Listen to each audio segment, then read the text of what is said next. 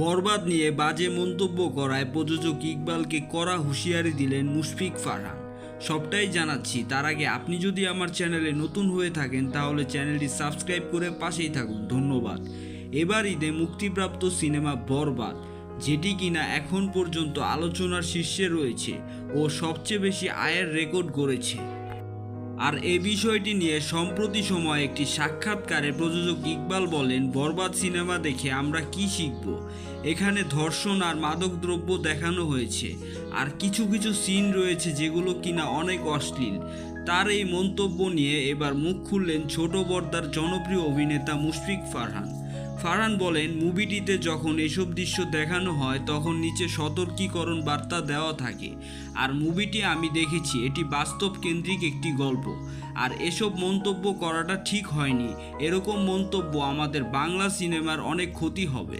So viewers, ফারহানের এই বক্তব্যে আপনাদের কি মতামত কমেন্ট করে জানাতে ভুলবেন না। ধন্যবাদ।